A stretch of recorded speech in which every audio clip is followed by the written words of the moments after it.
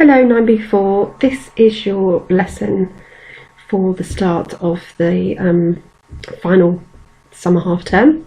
Today we're going to be looking at the whole play of Inspector Calls and focusing in on how symbolism is represented in the play and what symbols are used to represent certain themes. So we want to consider first, what is symbolism in literature?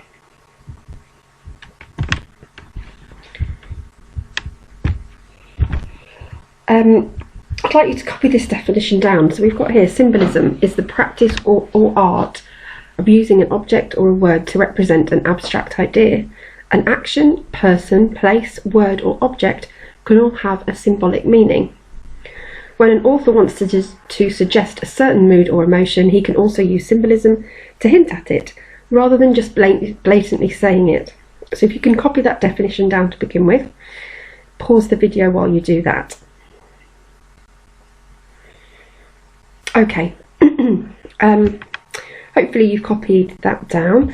I would like you to just read the second half of Act 3. Some of you might have already read it, just give it a reread if you have. That will then take you to the end of the play. So we need to have read all of the play to be able to look at all the symbols and consider what they might mean. So you've just copied down this definition. Now we have a slide here with lots of different symbols on. What I'd like you to do now for 20 minutes is pause this video in a second and think about the play and look at the slide that you've just seen, and then can you identify any symbols there that might represent an event, a place, a character or an element of the play, and just list them down in your book, any that you identify. So for instance, you might identify the symbol here with the skull and crossbones. So that's a symbol for poisonous or hazardous substances. So that might represent the disinfectant that Eva Smith drank.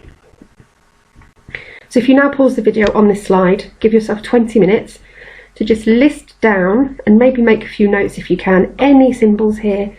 There are a few rogue ones, so not all of them linked to the play, but any that you think might link to the play, what they might symbolise, if there's any themes that are jumping out at you. And we will have a look in about 20 minutes. So pause the slide now. Okay, so hopefully you've had a go at that. And we can start to reflect on what you might have found. So, firstly, there was the symbol of the boat. I'm going to go through 4 symbols here. You might have found more, which is fine, but I'm just going to go through 4 here and discuss what they might represent. So the boat represents the element of the story where Mr. Burling reflects on that the Titanic is unsinkable, that they're in times of huge change. And the Titanic, the event of the Titanic itself and the sinking of it, sums up the attitudes of the Edwardian period very well. So we know that the Titanic was very much segregated. So passengers were segregated according to their class. If you were first class or upper class, your accommodation was very luxurious and expansive. You had lots of room. You had access to different restaurants, the menus of the finest quality, wine, lots of room on the top decks to promenade, to walk. You could walk your dogs. It was certainly a luxurious lifestyle. I'm sure many of you, if not all of you, have seen the film, so just have a think back to the film Titanic. Whereas if you were in the working classes or third class or steerage passengers, you had much smaller cabins, you might have been cramped in with the people that you didn't know, so you wouldn't have necessarily just been in with your family. A dining hall that much more resembles kind of like a school canteen. A much less varied menu. You would have been right down in the engines where all the hustle and the bustle and the noise was. It wouldn't have been a particularly pleasant place to be, and as we see in the film, it's where, it's one of the first places to be flooded. So many people that were in third class died. So I think I read some of the statistics where if you were in first class, I think 62% of the first class passengers survived in the Titanic. Whereas of the third class passengers, something like 20 to 25% survived. So if you were lower in class, you were much less likely to have survived the sinking of the ship. We've got here that it's seen as being unsinkable, and the Titanic, the event of the Titanic sinking itself, is a good symbol of the Edwardian arrogance. So people truly thought that this ship couldn't be sank. They really believed that. And obviously it absolutely went against that. It sank on its maiden voyage. The ship's beautiful and graceful and luxurious on the surface, but we know that it's powered by coal and the brute workforce of the working classes. So like society, if you have lots of money, you're very well dressed, you have servants, you live in big luxurious houses, you have access to motor cars, some of the first electric lamps, you know, all the advances in technology and the good things in life you can access. Whereas if you were a member of the working classes, it was very different. You were working for these elite classes, but you had very little access to what they enjoyed. So the Titanic really symbolises the Edwardian society of the time, and a key theme in the play, which is arrogance. So next one was this image here, which was supposed to represent the inspector. So the inspector's actual name is Ghoul. He's a mysterious figure.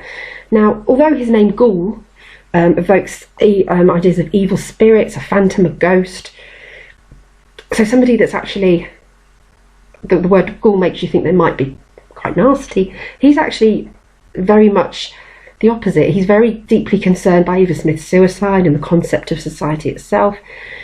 Inspector Ghoul is there, he represents Priestley's views. He's there to call out this family, call out society at the time on their wrongdoings and the errors of their ways. So he symbolises the overarching message of the play, which is ultimately Priestley's own voice, and he symbolises socialism. And you know, we know that socialism is where we should consider everybody, everyone should look after each other, not necessarily be equal, but there shouldn't be these huge disparities between classes. And if there is a disparity, the classes, the haves, people who have things, should look after the have-nots, should look after people that don't have that. So the inspector symbolises socialism and that area of social responsibility. So as I mentioned there, you've got the symbol for hazardous substance or poisons. Now the inspector reports that Eva, or Daisy, has killed herself by drinking the disinfectant, so the poison. It's ravaged the inside of her body. The disinfectant should, symbolically, we use it to clean the house. So we know, especially in the times that we're in at the moment, we've been trying to get hold of sanitizers, cleansers, disinfectant. I'm sure your parents have got a little bit more in than normal. And it's because we know that this is cleaning, it's purifying our environment. But this, actually, in this play, disinfectant is used to really, to do the opposite, to kill somebody, to show that if, you know, you try and make things too perfect, it has a knock-on effect, maybe, which in Daisy's case was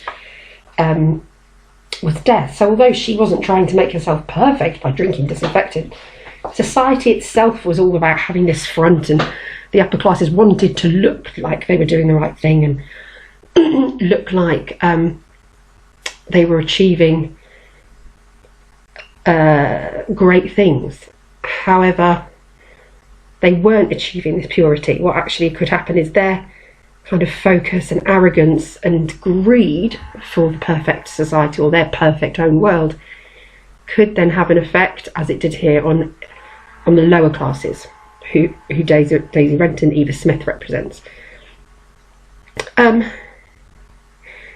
the same way, the inspector's question should make clean the family. So the idea is that the inspector coming to the family to question them on this event should cleanse them of their wrongdoings by discussing what's happened, and we hope that all of the family members will recognise the error of their ways and ultimately be apologetic for that and empathetic to Eva, and then change.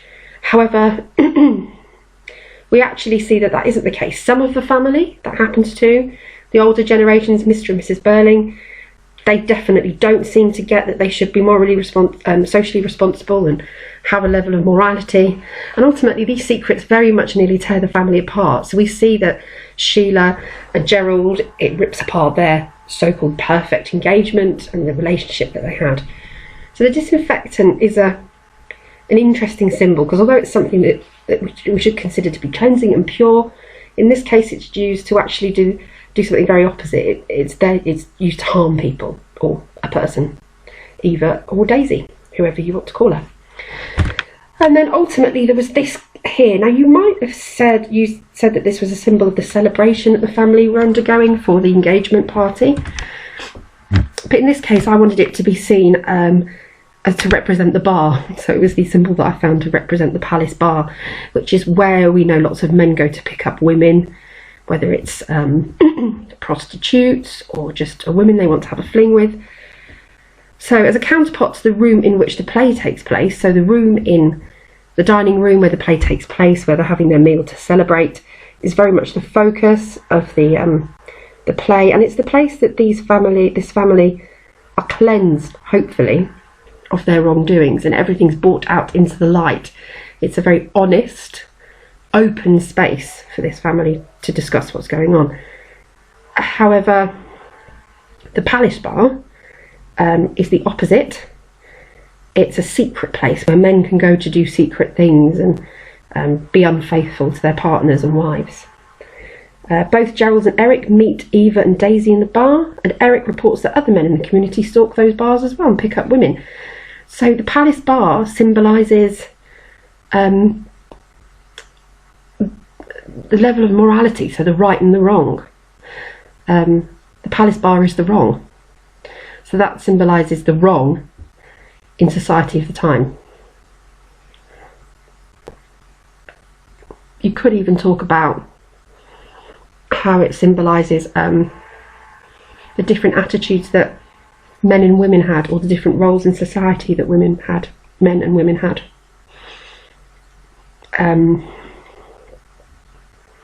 Yeah. So we've got the Titanic that sums up the attitudes of society itself, and the arrogance. You've got the inspector that represents the socialism and the social responsibility. You've got the disinfectant, which tries to symbolise the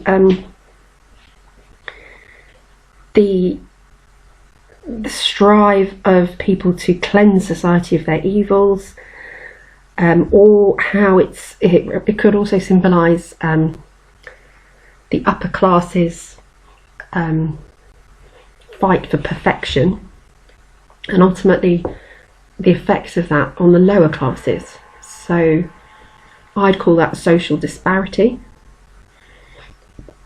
And then you've got the palace bar, which is there to represent, I'd argue, the wrongs of the right and wrongs in society. So on the morality theme, it represents the wrongs, so the morals that are wrong in society. So now I want us to have a look, think a little bit more about those themes that we've hinted on there. So I want you to spend, for task 3, just 10 minutes looking at these images and working out what themes they represent from the play. Some of them are a little bit more obvious than others, some pretty much say as they should. So if you can pause this film, the video, the lesson, for 10 minutes, have a look, see if you can work out which themes these might represent. Come back, we'll have a quick look through and a little discussion. Okay, so hopefully you've had a think about that. So the image on the left with Einstein, the only thing more dangerous than ignorance is arrogance, represents the theme of arrogance. So as we discussed, the theme of arrogance from the Edwardian society itself, the upper classes, and how, you know, it's not our problem. We aren't accountable for the lower classes, these poorer people. The one in the middle is social responsibility. So we've got the family there surrounding Eva or Daisy. So how we should be responsible for everybody and try to make society a better place. Next one, power and wealth, poverty versus wealth. So how power and wealth is the opposite to poverty. How power and wealth can bring you good things. If you have power and wealth, ultimately you're in a much better position than those who have not got that. And obviously the key symbols for that in the play are the Burlings, represent power and wealth. Poverty, we've got Eva Smith or Daisy Renton, so that's another theme. Morality was this image here, so we've got the balance scales there. We've got you balancing the heavenly image on the left versus the satanic evil image on the right. So we talked about the palace bar being maybe the image on the right, places where bad things happen, ill goings on. And then on the left we've got the image of the heavenly light creature, so maybe the dining room, that could be the symbol of the dining room, represents an honest place, so where people's secrets are brought into the light. This one here with the three men represents the class system. So the man on the left, we would assume, is from the upper classes. The man on the far right is from the lower classes, maybe third class. The man in the middle is what we might represent as the middle classes. Particularly in Inspector Calls, I think the inspector is represented as a representation of the middle classes, and he's there to kind of be that middleman, to try and bring those classes together and make the upper class population realise that they need to help with those who are in the lower classes. Obviously this image also shows the difference in size, so not all people in lower classes were very small. It's just again to show how people in the upper classes had that, they were an air above, they were a cut above those that were in the lower classes of themselves. And then finally this poster here, I Blame Society, is the theme of blame. So, which links to responsibility. Who should we blame for the death? Should we just blame others to make ourselves look and feel better? What symbolises that in the play? And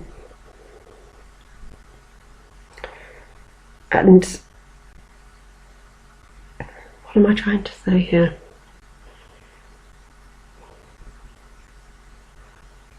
I guess how blame can be used for the good and for bad. So how, by accepting blame, this family could cleanse themselves of wrongdoings and possibly take on social responsibility and a more morally good future. However, by them blaming other people or not willing to accept blame, they are just in this cyclical world of arrogance, basically. So all of these themes do link together. So hopefully you've come up with some of those. If you could then list them down, if you haven't, so just list the themes into your book under task 3. Now this is a slightly bigger question, so let's dig a little deeper into the idea of symbolism and themes. Now on Go for Schools there'll be a separate Word document that has a table on it. I'd like you to either print that off if you have access to a printer, or copy it into your books or onto a Word document with the titles that are in there and the list of different symbols. Now I want you to spend about an hour on this, so really give this some thought and consider what each of the symbols listed in the table represents and why Priestley chose to include them as a symbolic feature in the play. So I want you to fill out the table with your ideas. Now remember, this play is a morality play, so it's all about morals and messages. Therefore, the context of the play, the context the play was written in, and the period of time it's in, is crucial to its overall messages. Remind yourself what the messages or the themes were and how the symbols might link to them. Priestley was a socialist, so the underlying motivation for the play was for society to change, for people to take responsibility for each other and not be so narrow-minded, to broaden their horizons. So that's going to be key here as well for the symbols. And therefore all of these symbols probably represent an element of society that he wanted to highlight or change. So when looking at these symbols, think about what is it that he's trying, what is the symbol, why has he chosen that, and what is it that he wants that symbol to do? What's the theme or the message that he wants that symbol to portray to the audience? Spend about an hour on that one. If you could just write task 4 and then fill in your table. Ideally full sentences would be nice. It's just much easier for me to look at. Okay, so if you've had a go at the table but you're still hungry for a bit more, or you'd like me to have a read and a mark of something that will give you more of a solid grade, an idea of where you're at with this, I'd like you to have a go at a mini essay style question. So your question is, select 2 of the themes from the list below. So these are the themes that we've looked at previously in this lesson and discussed. And then discuss how Priestley presents them in the play using symbolism.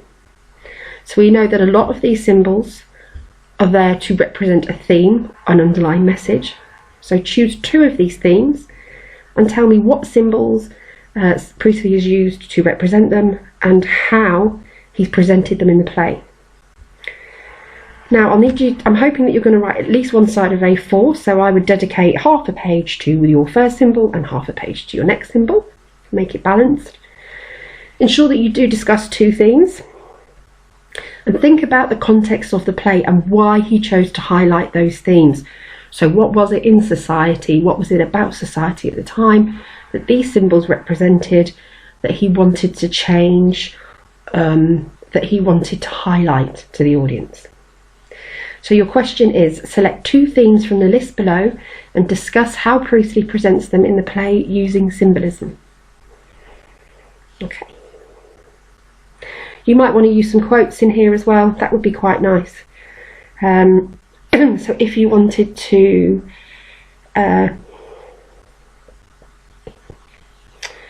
you could use the theme of arrogance and then discuss the symbol of the Titanic. You would obviously want to include there Mr. Burling's quote about the Titanic being unsinkable, because that's where we find out about the Titanic and why it's relevant in the play. If you've got any questions on this particular essay question, give me an email or message on Teams, and I can give you a bit more information about it. So finally, this is due in a week today, Wednesday the 17th of June. As I've said, if you have any questions, let me know, and I wish you the best of luck with this.